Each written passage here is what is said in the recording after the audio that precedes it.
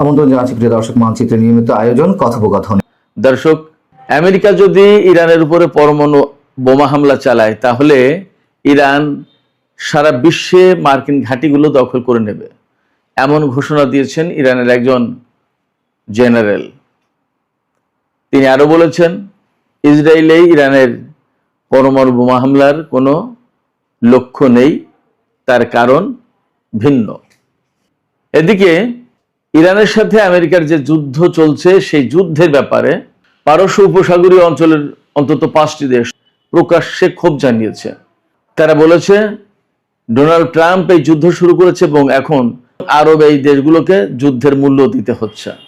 শুধু তাই না, মধ্যপ্রাচ্যে মার্কিন ঘাঁটি থাকবে কি থাকবে না সে সমস্ত বিষয় নিয়েও এইসব আরব দেশ চিন্তা করছে। এদিকে ইরানের সাথে চলমান যুদ্ধ নিয়ে হোয়াইট হাউসে ব্যাপক মতপার্থক্য দেখা দিয়েছে।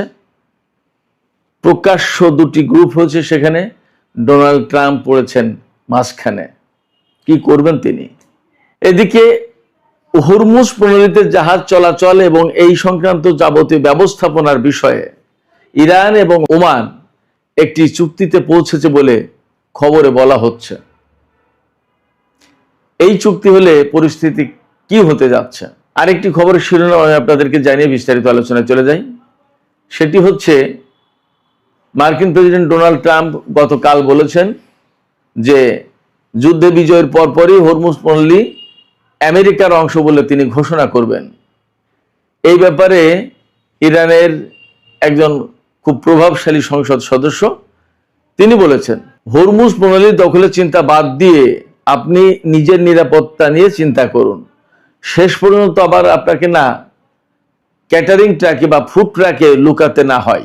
সুপ্রিয় দর্শক, এই যে বিষয়গুলো বললাম এর সাথে আরো বেশ কিছু বিষয় যোগ হবে আজকের আলোচনায়, এবং আমি এই বিষয়গুলো নিয়ে একেবারে বিস্তারিত আলোচনা করার চেষ্টা করব।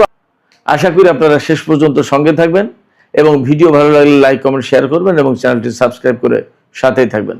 দর্শক, চলুন বিস্তারিত আলোচনা করা যাক। প্রথমে যে খবরটি দিয়ে শুরু করেছিলাম আমি সেখান থেকেই বিস্তারিত আলোচনা শুরু করতে চাই। ইরানের একজন জেনারেল, মেজর জেনারেল নাকদি, তিনি একটা সাক্ষাৎকারে বলেছেন, তাকে জিজ্ঞেস করা হয়েছিল যে আমেরিকা যদি ইরানের উপরে পরমাণু বোমা হামলা চালায় তাহলে ইরান কি করবে।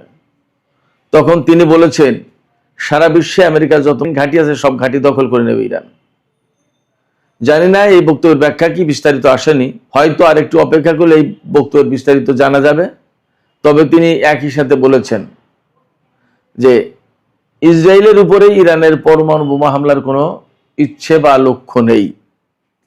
কারণ হিসেবে তিনি বলেছেন যে ইসরায়েল ফিলিস্তিনের সমস্ত সবকিছুর ভাগ্য নির্ধারিত হবে ফিলিস্তিনি জনগণের সংখ্যাগরিষ্ঠের ভোটে।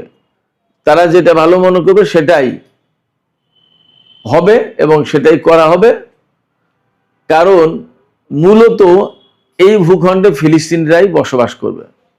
তার মানে হচ্ছে জেনারেল নাকদি এখান থেকে পরিষ্কার ইঙ্গিত দিয়েছেন যে ইসরায়েলের পতন হবে এবং ইসরায়েল নামক কোনো রাষ্ট্র থাকবে না। যদি তাই না থাকে তাহলে সেখানে ফিলিস্তিনিদের বসবাসের প্রশ্ন আছে, এবং ফিলিস্তিনিরা যদি বসবাস সেখানে করতে চায় বা তাদেরকে বসবাসের উপযোগী ভূখণ্ড রাখতে হয় তাহলে পরমাণু বোমা হামলা চালালে তো হবে না।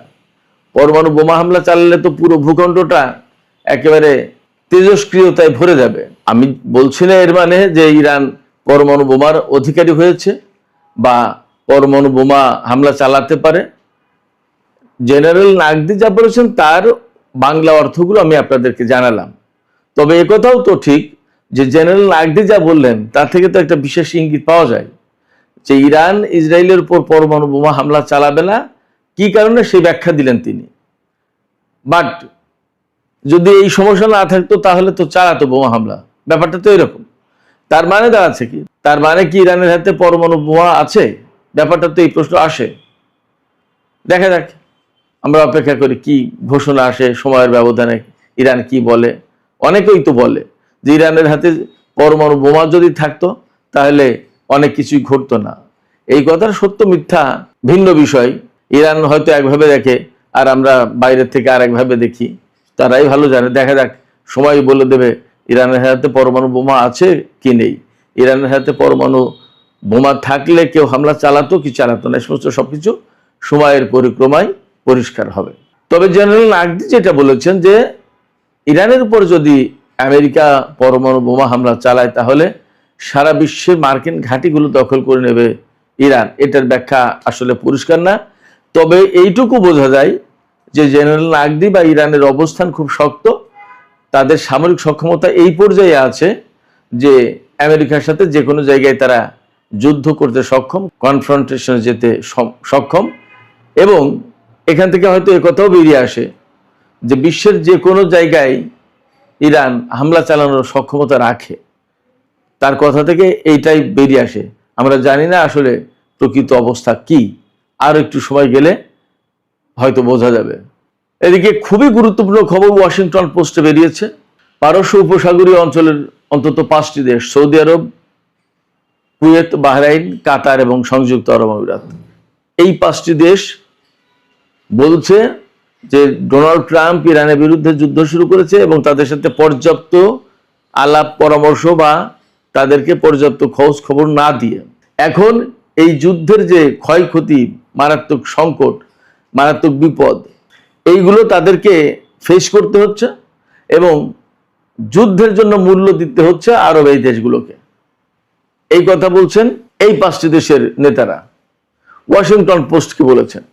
এবং নাম প্রকাশে অনিচ্ছুক কয়েকজন আরব কর্মকর্তা ওয়াশিংটন পোস্টকে বলেছেন যে ডোনাল্ড ট্রাম্প ইরানের বিরুদ্ধে যে হামলা চালিয়েছেন বা যে যুদ্ধ শুরু করেছেন তাতে সবচেয়ে বেশি ক্ষতিগ্রস্ত হয়েছে আরব দেশগুলো। কারণ ইরান আমেরিকায় হামলা চালায়নি, হামলা চালিয়েছে এই সমস্ত আরব দেশে থাকা মার্কিন ঘাঁটিতে, এবং আলটিমেটলি তার জন্য ক্ষয়ক্ষতি হয়েছে এই সমস্ত দেশেরই। যার কারণে এখন আরব দেশগুলোর সাথে ডোনাল্ড ট্রাম্পের প্রশাসনের একটা আস্থার ঘাটতি সৃষ্টি হয়েছে। ওয়াশিংটন পোস্টেরই খবর। আরব দেশগুলো মনে করছে মার্কিন প্রশাসন এবং মার্কিন এই সমস্ত ঘাঁটি আরব দেশগুলোকে নিরাপদ করার চেয়ে বরং বিপদের মুখে ঠেলে দিয়েছে, বিপদগ্রস্ত করে তুলেছে, তাদের ক্ষয়ক্ষতি অনিবার্য করে তুলেছে। এই জায়গা থেকেই তারা বিকল্প চিন্তা করছে। এবং বিকল্প চিন্তাটা কি?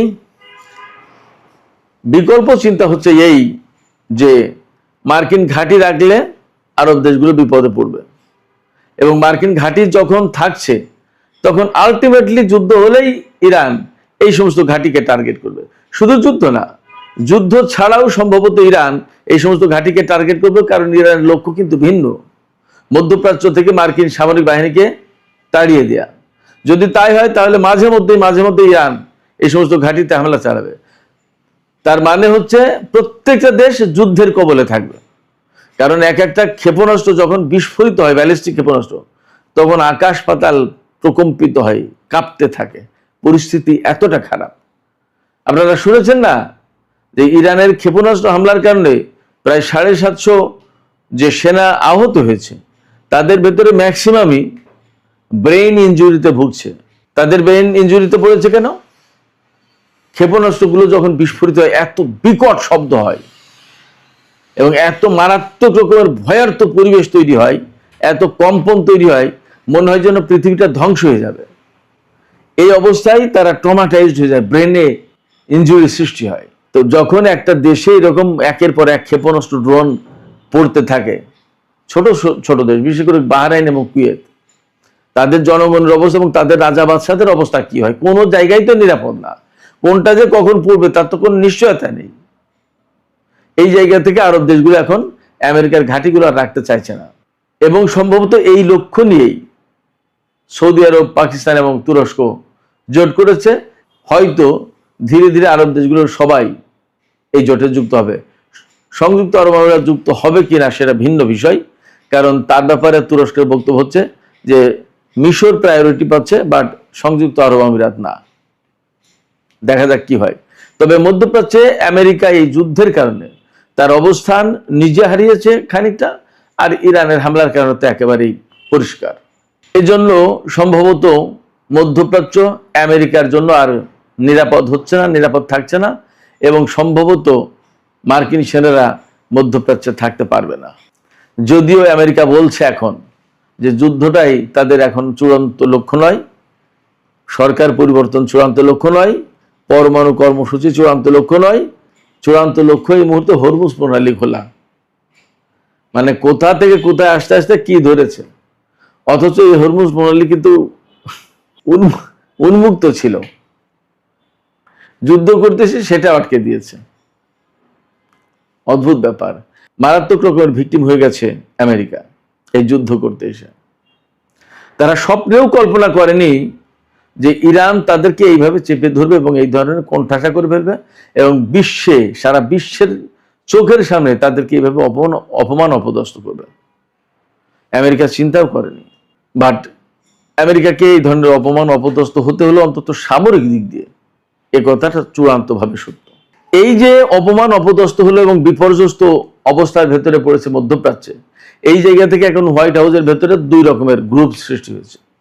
ভাইস প্রেসিডেন্ট জেডি ভ্যান্স বলছে যে আর যুদ্ধ না, অনেক হয়েছে যুদ্ধ দিয়ে কিছু হবে না বা কিছু করা যায়নি, যা হয়েছে হয়েছে, এখন আমরা হরমুজ প্রণালী ওখানে নৌ অবরোধ ব্লকেট দিয়ে রাখি এবং ইরানের উপরে অর্থনৈতিক চাপ সৃষ্টি করতে হবে, নিষেধাজ্ঞা দিতে হবে, তাকে তেল যাতে বিক্রি করতে না পারে সেই ব্যবস্থা করতে হবে। এটা হলো ভাইস প্রেসিডেন্ট জেডি ভ্যান্সের বক্তব্য। আর যুদ্ধমন্ত্রী পিট হেক্সেথের বক্তব্য যে না, ইরানের বিরুদ্ধে এখনো যুদ্ধই করতে হবে। আর মার্কো রুবিওর অবস্থান যুদ্ধের পক্ষেও আছে, আলোচনার পক্ষেও আছে। তার মানে মার্কো রুবিও বেসিক্যালি একটু যুদ্ধের পক্ষেই, আর ডোনাল্ড ট্রাম্প এই মাঝখানে কি করবে। তবে জেডি ভ্যান্সের মতোই তারও মতামত যে যুদ্ধ না করে এখন ওই ব্লকেট সৃষ্টি করা, ইরানের উপরে অর্থনৈতিক নিষেধাজ্ঞা আরোপ করা, তেল যাতে বিক্রি করতে না পারে সেই ব্যবস্থা করা, এইগুলো প্রাধান্য পাচ্ছে। কিন্তু এখানে আমি একটু বলি, আমেরিকা যদি ইরানের বিরুদ্ধে নিষেধাজ্ঞা দেয়, তেল বিক্রি যাতে করতে না পারে তার ব্যবস্থা করে, ব্লকেড দিয়ে রাখে হরমুজ প্রণালীতে, কিন্তু এগুলোতে কিছু করতে পারবে না। তো কারণ 47 বছর ধরেই তো আমেরিকা ইরানের উপরে হাজার হাজার নিষেধাজ্ঞা দিয়ে রেখেছে। শুধু নিষেধাজ্ঞায় দেয়নি, ইরানের ভিতরে যে সমস্ত তেল বিক্রি করেছে তার অনেক সম্পদ আটকে রেখেছে এবং তার তেলের উপর নিষেধাজ্ঞা তো দিয়ে রেখেছে। তাতে আটকাতে পেরেছে ইরানকে। আমি তো বারবার বলি যে ইরান যে আমেরিকা এবং ইসরায়েলের মতো দুটো শক্তির বিরুদ্ধে লড়াই করছে, এই লড়াইয়ের জন্য যে সমস্ত অস্ত্রপাতি সামরিক সরঞ্জাম লাগে এগুলো তো ইরানের বানানো বা ইরানকে কিনতে হয়েছে, কেউ তার বিনামূল্যে দেয়নি। তাহলে এগুলো বানাতে এবং কিনতে তো পয়সা লাগে, সেই পয়সাটা কোথা থেকে পেয়েছে? শুধু তাই না, মধ্যপ্রাচ্যের টোটাল যে যুদ্ধের পরিস্থিতি, যে যুদ্ধ চলছে, এর প্রত্যেকটা যুদ্ধের পেছনে ইরানের কোনো না কোনোভাবে ইনভলভমেন্ট আছে এবং তার পয়সা খরচ হচ্ছে। তাহলে অতএব নিষেধাজ্ঞা দিয়ে এগুলো দিয়ে আসলে কিছু করতে পারবে না। এর চূড়ান্ত সমাধান আমি ব্যক্তিগতভাবে মনে করি এই অঞ্চল থেকে আমেরিকাকে চলে যেতে হবে এবং ইরানের সাথে যুদ্ধ না করে একটা আপোষ সভা করে তাকে বিদায় নিতে হবে। এটা হচ্ছে এর একমাত্র সমাধান। এছাড়া মধ্যপ্রাচ্যে আমেরিকা থাকবে আর ইরানও থাকবে আর শান্তিপূর্ণ অবস্থান থাকবে, এটা হবে না, অসম্ভব। আর আমেরিকার উপস্থিতি থাকলে এখন ইরান কিন্তু পথ চিনে গেছে, কিভাবে হামলা করতে হবে এবং সাহস, ওই যে সাহস বেড়ে যাওয়া বলে না, সাহস কিন্তু সে পেয়ে গেছে ইরান। আমেরিকার উপরে হামলা করে এখন 1-2 এর ব্যাপার ইরানের কাছে। সেক্ষেত্রে মার্কিন বাহিনী কখনো কোনোদিন মধ্যপ্রাচ্যে আর নিরাপদ থাকবে না। এই জায়গা থেকে যুদ্ধ না করে ওই অবরোধ আরোপ নিষেধাজ্ঞা এই সমস্ত বাদ দিয়ে নিরিবিলি নির্ঝঞ্ঝাট চলে যাওয়াই ভালো। আমেরিকার এই সময় ভাবা উচিত যে মধ্যপ্রাচ্যের নিরাপত্তা মধ্যপ্রাচ্যের দেশগুলোই বুঝুক, করুক। বিশেষ করে তুরস্ক এবং পাকিস্তানের সাথে যেহেতু আমেরিকার সম্পর্ক ভালো আছে, সৌদি আরব সবার সাথে ভালো আছে, তাদের মাধ্যমেই মেসেজ দিক আরব দেশগুলোকে যে ভাই জোট যখন করেছো ভালো কথা।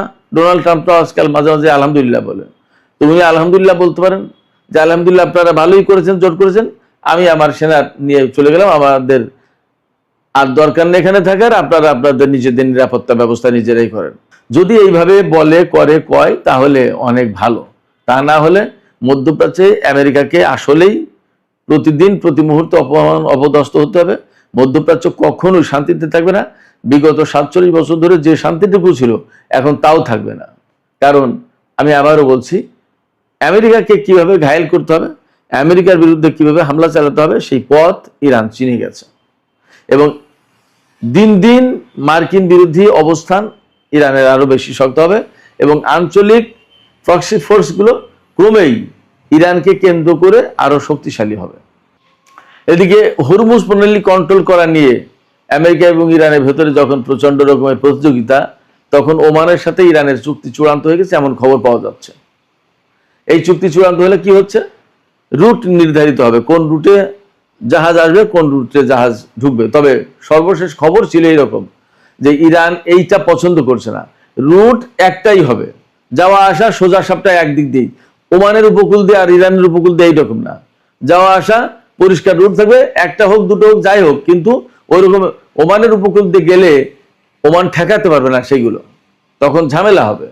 এই জন্য ইরান চাইছে যে সাগরের মাঝখান দিয়েই হোক, হরমুজ প্রণালীর মাঝখান দিয়ে হোক বা যেভাবে হোক, এত রুটের দরকার নেই, রুট একটাই হোক, মানে সবাই যৌথভাবে কন্ট্রোল করুক, যাই হোক কিভাবে হয় দেখা যাক। তবে চুক্তি একটা হয়েছে, এই খবর কিন্তু মোটামুটি পাওয়া যাচ্ছে। যখন চুক্তি হয়েছে তখন আমেরিকার প্রশ্ন কিন্তু আরো গৌণ হয়ে গেল, কথা বলা যায়। ডোনাল্ড ট্রাম্প কিন্তু গত কালকে বলেছিলেন যে ইরানের সাথে যুদ্ধে বিজয়ের পরপরই হরমুজ প্রণালী আমেরিকার অংশ, এটা ঘোষণা করা হবে, কিন্তু তা সম্ভবত আর হচ্ছে না। এদিকে ইরানের জাতীয় নিরাপত্তা এবং পররাষ্ট্রনীতি বিষয়ক সংসদীয় কমিটির প্রধান ইব্রাহিম আজিজি তিনি বলেছেন যে ডোনাল্ড ট্রাম্প হরমুজ প্রণালী কন্ট্রোলের কথা চিন্তা করেন, হরমুজ প্রণালী তাদের অংশ বানানোর চিন্তা করেন নেই তো। কিন্তু ডোনাল্ড ট্রাম্পকে নিজের নিরাপত্তার চিন্তা করাটা এই মুহূর্তে ভালো, হরমুজ নিয়ে মাথা ঘামানোর দরকার নেই, নিজের নিরাপত্তা নিয়ে চিন্তা করুক।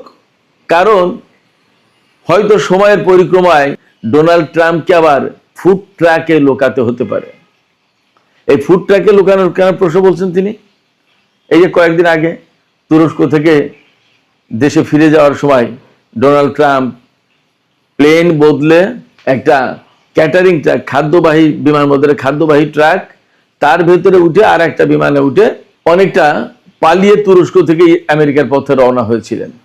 এই কথা আমেরিকার গণমাধ্যমে পত্রপত্রিকায় প্রকাশ হয়েছে। সেই কথাকে উল্লেখ করে মূলত ইব্রাহিম আজিজি বললেন যে ডোনাল্ড ট্রাম্পকে হয়তো ফুড ট্রাকে লুকাতে হতে পারে, নিজের চিন্তা নিজে করেন, নিজের নিরাপত্তা নিজে দেখেন। এটা মূলত ডোনাল্ড ট্রাম্পকে এক ধরনের কটাক্ষ করা বা ব্যঙ্গ করা। সুপ্রিয় দর্শক, আর একটা বিষয় আলোচনা করে আমি এখনকার আলোচনা শেষ করব, সেটি হচ্ছে তুরস্ককে আমেরিকা ইউক্রেনে অস্ত্র সরবরাহ করার জন্য চাপ দিয়েছেন বা বলেছেন, বা যেভাবেই বলি না কেন আমরা, $28 কোটি অস্ত্র, এই অস্ত্রগুলো সরবরাহ করবে তুরস্ক। এই অস্ত্রের ভিতরে আর্মি ট্যাকটিক্যাল মিসাইল সিস্টেম যেটা, এগুলো তো থাকবে, এটা 70টা ক্ষেপণাস্ত্র থাকবে, এছাড়া আরো বিপুল পরিমাণে অস্ত্র, টোটাল দাম আসবে $28 কোটি। এই অস্ত্র তুরস্ক ইউক্রেনকে দেবে এবং এই ব্যাপারে মার্কিন প্রশাসন অনুমোদন দিচ্ছে তুরস্ককে। এই ব্যাপারে রাশিয়া হুঁশিয়ারি উচ্চারণ করেছে যে আমেরিকা এবং তুরস্ক যখন বলছে যে ইউক্রেন সংকটের সমাধানের জন্য তারা কাজ করছে, আর তখন এই দুই দেশ মিলে নতুন করে ইউক্রেনকে অস্ত্র দিচ্ছে, এটা একটা প্যান্ডোরার বাক্স খোলার মতো হচ্ছে। তুরস্ক এবং আমেরিকা যেন এই কাজটা না করে, বরং তাদের উচিত এই মুহূর্তে এই যুদ্ধের সমাপ্তি কি ঘটানো যায় সেই চেষ্টা করা। তা না করে যদি অস্ত্র দেয় এই দুই দেশ মিলে ইউক্রেনকে, তাহলে ওয়াশিংটন এবং আঙ্কারার উপরে যে আস্থা রাশিয়ার ছিল, সেই আস্থা নষ্ট হয়ে যাবে, সেই আস্থায় ঘাটতি সৃষ্টি হবে। এই বক্তব্যগুলো দিয়েছেন রাশিয়ার পররাষ্ট্র মন্ত্রণালয়ের মুখপাত্র মারিয়া জাকারোভা। তার মানে আমি সবসময় বলি যে এরদোগান আসলে কোন নীতি অনুসরণ করেন আমি জানি না, কিন্তু তার নীতিগুলো খুব যে লাকসই পছন্দ করার মতো তাও কিন্তু না। ইউক্রেনকে অস্ত্র দিচ্ছে রাশিয়ার বিরুদ্ধে, অথচ রাশিয়ার সাথে তুরস্কের অনেক সম্পর্ক। রাশিয়াই তাকে S-400 সরবরাহ করেছিল। যখন আমেরিকা তাকে F-35 বিমান দেয়নি, তখন রাশিয়া তুরস্ককে S-400 ক্ষেপণাস্ত্র প্রতিরক্ষা ব্যবস্থা দিয়েছিল। সেই জায়গায় তুরস্ক যদি এখন ইউক্রেনকে অস্ত্র সরবরাহ করে টাকার জন্য, তাহলে রাশিয়ার সাথে তার সম্পর্কটা কোথায় যায় এবং এই যুদ্ধের পরিস্থিতি কোথায় যায়, এগুলো ভাবার বিষয়। তুরস্ক আসলে আমি যা দেখলাম যে শুধুই নিজের পকেট ভরার চিন্তা করে। এই ধরনের নীতি বৈশ্বিক শান্তির জন্য মারাত্মক ক্ষতিকর। সুপ্রিয় দর্শক, এখনকার আলোচনা এখানে শেষ করতে চাই। শেষ করার আগে আপনাদের মতামত জানতে চাই, আপনারা কি ভাবছেন? আরব দেশগুলো যে বলছে এই যুদ্ধের জন্য তাদেরকে অনেক বেশি মূল্য দিতে হচ্ছে এবং তারা আমেরিকার উপর আর আস্থা রাখতে পারছে না এবং তারা ক্ষুব্ধ, এখন মার্কিন ঘাঁটিগুলো সরিয়ে নিতে হবে এরকম বিষয় বিবেচনা করছে। আসলে আরব দেশগুলো কি শক্তভাবে আমেরিকাকে বলতে পারবে যে আপনাদের ঘাঁটি আপনারা সরিয়ে নিন? আপনাদের কি মনে হয়? আসসালামু আলাইকুম রহমতুল্লাহি ওয়া বারাকাতুহু।